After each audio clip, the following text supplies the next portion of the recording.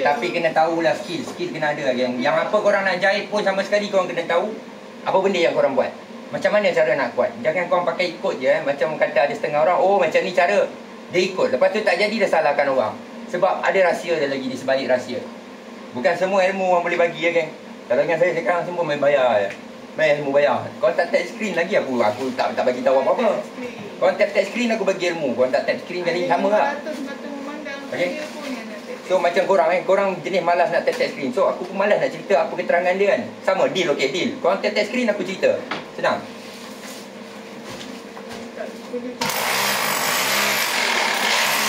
Jangan ada kontraktor yang cakap pinjam mandai-mandai cakap apa aku buat.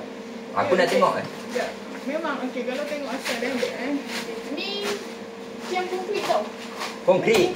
Nampak tak macam mana saya ceritakan tadi? Tiang yang dia buat. Yang ambil pen aku lukiskan sikit. Awak nampak tak? Kalau awak buat tiang konkrit besar sekalipun, tebal sekalipun, baik sekalipun, tapi kalau tak ada pegangan besi antara dinding lama dengan dinding baru, dia tak belanjak ni. Tak ada function lah awak punya tiang konkrit tu. Okey macam sisi ada buku. Macam mana nak bubuh tiang konkrit sekalipun? Awak buat pun tiang konkrit ke, beli ready made ke, mesti kena cocok besi. Okey nak pegang dinding lama, ni dinding lama. Yang ni dinding baru. Nampak tak lubang dia macam mana? Tangan saya pun boleh masuk dalam tu. So macam mana pun awak nak buat tiang baru ke apa pun, mesti kena ada besi untuk pegang ke dinding lama. Faham tak? Untuk lockkan dia supaya tak berlakunya crack macam ni. Okey, so aku tunjuk korang sikit Mari sini. Mari sini yang dekat sikit. Mana yang kontraktor cakap pinjam tadi yang nak berdebat dengan aku. Mari aku debat dengan korang. Korang jangan jadi bodoh lah. Korang buat kerja korang bukan korang buat. Korang kontraktor didaftar untuk apa? Bagi translate kepada tukang korang. Siapa yang buat? Tukang korang. Bukan korang. Kenapa cocok besi? Sebab sekarang kita nak support dinding yang lama. Okey, korang tengok sini. Mari sini aku tunjuk korang. Okey, ni dia punya translate eh. Okey, yang ni dinding asal. Okey, ni dinding asal rumah. Asal rumah. Okey, yang ni konkrit.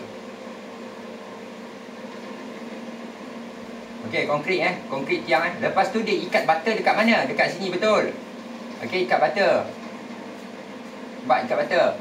Okey, apabila beam kat bawah ni, okey, konon lah ada beam satu kaki contoh Dekat sini belakang ni ada longkang. Okey, longkang. Andai kata longkang ni bocor, mengalir air dalam ni. Okey, bawah ni tanah akan terakis. Okey, apa akan jadi pada ni? Dia akan turun. Okey, menyebabkan dia terpisah. Sebab salah satu dia terpisah, dia dah buat cantik dah. Okey, concrete beam. Tapi kenapa dia tak pergi lock besi awal-awal lagi? Itu je dia punya salah. Okey, kalau dia dah tahu tempat ni beresiko, tempat ni dulu apa, dia mesti kena faham apa benda yang kita buat. So, itu je aku nak bagi tahu. Kau tap screen, aku bagi dia ilmu.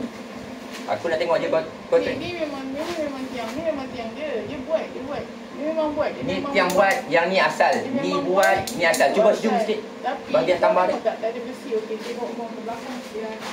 Okey, ni bahagian tambah. Ini bahagian extend tau. Nampak dia terpisah ni. Nampak tak? Ni. Yang mana cakap kan, kau nampak tak ni? Pecah biji mata kau.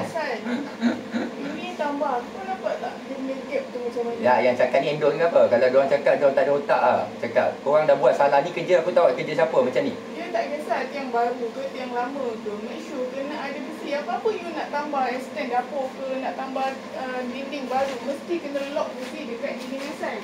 Bongok. Kena lock besi kat dinding atas supaya tak jadi macam ni. Aku bawa kopi luar pula Nak bawa naik atas tak?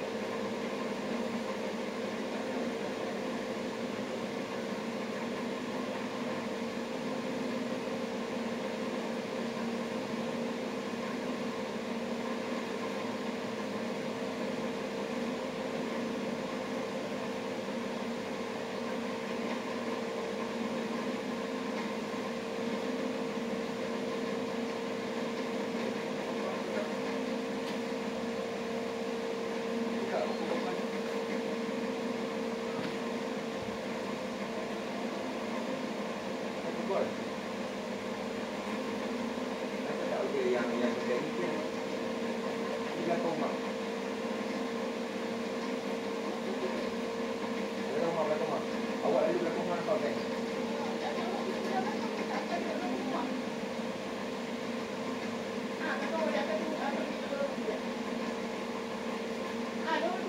Belakang rumah dia ada nampak fan dia.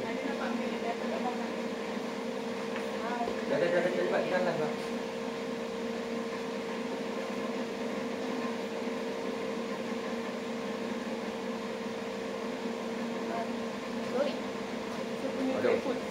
Ambil duit dia, jangan ambil.